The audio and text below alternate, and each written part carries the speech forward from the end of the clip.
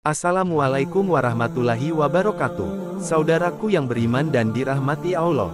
Menjadi satu-satunya negara Timur Tengah dengan mayoritas penduduknya menganut ajaran Syiah, Iran sepertinya lebih peduli akan kondisi Muslim Palestina dibanding dengan negara Timur Tengah lainnya.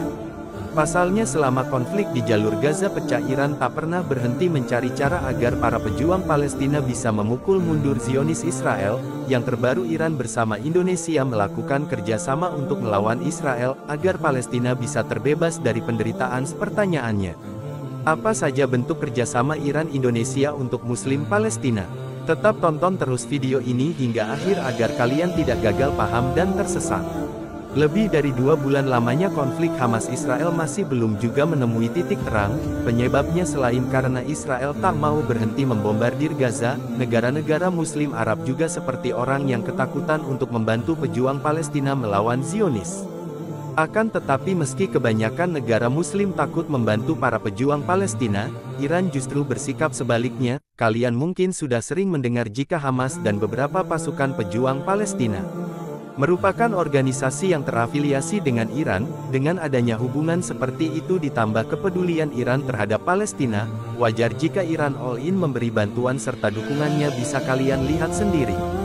Tak lama setelah konflik Hamas-Israel kembali pecah, Presiden Iran Ibrahim Raisi mengambil langkah cepat dengan mendesak negara-negara Muslim untuk mendukung Palestina. Dalam pernyataan yang disampaikan sehari pasca operasi Badai Al-Aqsa, di saat semua negara Arab bahkan negara yang ada di dunia ini masih menunggu perkembangan konflik di jalur Gaza, Presiden Iran justru lebih dulu mendukung penuh pertahanan dan perlawanan bangsa Palestina melawan rezim Zionis.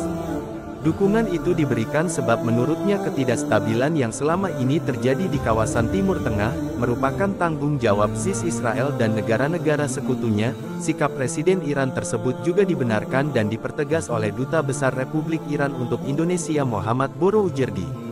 Yang mana dikutip dari media Indonesia, Boroujerdi menjelaskan bahwa dukungan politik Iran terhadap Palestina bertujuan untuk menyadarkan berbagai lembaga internasional, kelompok masyarakat dan berbagai pihak berkaitan dengan apa yang sebenarnya sedang terjadi. Selain dukungan politik, dukungan berupa bantuan militer juga menjadi angin segar bagi para pejuang Palestina, khususnya Hamas. Pasalnya Komandan Pasukan Quds Iran Ismail Qaani mengirim surat yang berisi perjanjian kepada Komandan Utama Hamas Muhammad Dev bahwa pihaknya akan melakukan apapun untuk membantu milisi Palestina dalam perangnya melawan Israel. Dari beberapa pernyataan tadi, mulai dari Presiden Iran, duta besarnya, hingga pimpinan pasukan sayap Iran bernama Al-Quds, kita bisa menilai bahwa Iran yang selama ini selalu dipandang sebelah mata oleh sebagian besar umat Islam karena ajaran Syiah yang mereka anut, ternyata lebih peduli kepada Palestina.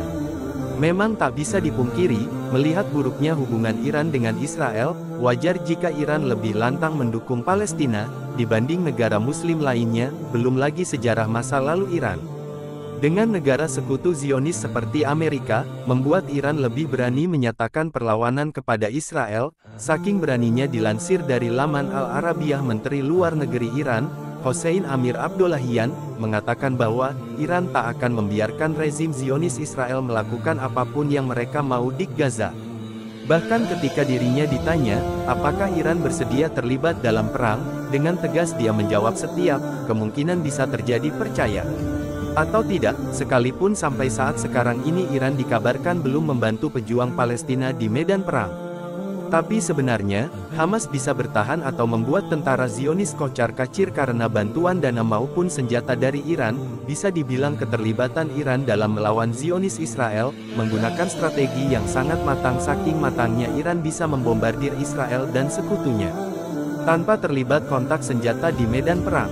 Namun tahukah kalian hal tersebut bisa dilakukan Iran, karena mereka bersandar pada kekuatan milisi proksi di beberapa wilayah konflik. Selain Hamas, Iran setidaknya memiliki 4 milisi proksi yang tersebar di beberapa wilayah, dan berhadapan langsung dengan Israel, maupun sekutunya.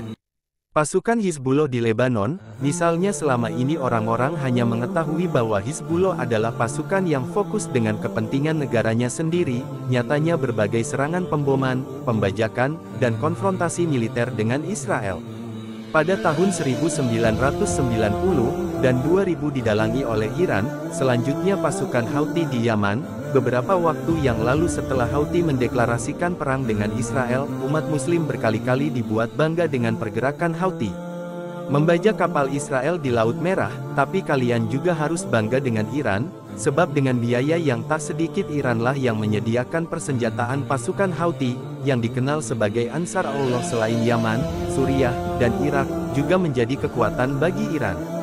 Di sektor milisi proksi, di Suriah sendiri Iran bisa mendapat kekuatan proksinya, lantaran Presiden Bashar al-Assad memiliki utang budi pada Iran. Yang tak kalah mengejutkannya, terlepas dari Iran mengandalkan milisi proksinya di beberapa negara Timur Tengah. Siapa sangka jika baru-baru ini, Iran mengeluarkan kebijakan krusial dengan mengandalkan Indonesia untuk memperjuangkan hak-hak warga Palestina. Kebijakan itu diketahui saat Indonesia mengadakan pertemuan bilateral dengan Iran di Jenewa, Swiss. Dalam pertemuan tersebut, Menteri Luar Negeri Indonesia Retno Marsudi bersama dengan Menteri Luar Negeri Republik Islam Iran Hossein Amir Abdollahian yang membicarakan situasi di Gaza yang masih rentan diserang Israel. Pertemuan Iran dan Indonesia sendiri merupakan pertemuan ketiga yang dilakukan selama konflik Hamas-Israel pecah. Pada Oktober kemarin, Iran dan Indonesia juga bertemu membicarakan isu Palestina di Jeddah, dan pada November setelahnya kedua negara Muslim tersebut kembali bertemu, dan membicarakan isu yang sama di New York.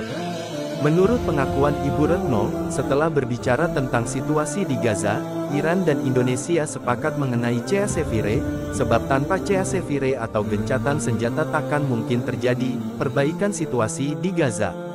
Selain itu Ibu Menlu juga menyampaikan, bahwa dalam pertemuan tersebut, Iran berencana akan menyelenggarakan konferensi tingkat tinggi untuk membahas tentang kebijakan terbarunya bagi Palestina. Pada tanggal 23 Desember kemarin, tak jauh berbeda dengan Iran, pemerintah Indonesia yang diwakili oleh Ibu Menteri Retno Marsudi menjadi negara Muslim yang berkali-kali secara lantang mengecam serangan Israel ke Palestina.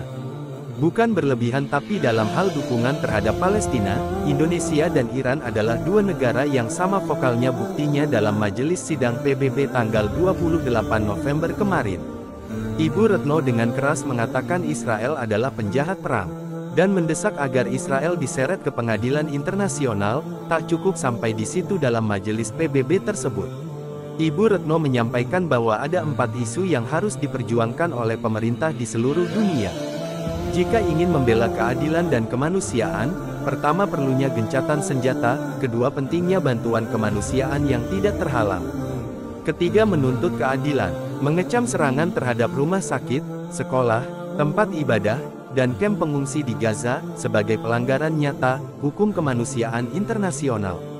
Terakhir, Ibu Menteri menekankan perlunya menghidupkan kembali proses perdamaian antara Palestina dan Israel, dengan adanya kerjasama antara Indonesia dan Iran. Semoga saja warga Palestina bisa mendapat kembali hak-haknya, dan bisa mendapatkan tanah yang telah diambil paksa oleh Israel. Terlebih lagi sampai saat ini jutaan warga Palestina telah kehilangan rumah-rumah mereka, bahkan tanah tempat rumah mereka berdiri, sudah dikuasai oleh tentara Zionis laknatullah. Saudaraku yang beriman, menurut kalian apa dampak yang bisa diberikan kepada Palestina, dengan adanya kerjasama Iran dan Indonesia, yang telah kalian simak di video ini? Wallahu a'lam bishawab. Terima kasih saudaraku yang menonton video ini hingga akhir. Dan sampai jumpa di video selanjutnya. Hamba Allah undur diri. Wassalamualaikum warahmatullahi wabarakatuh.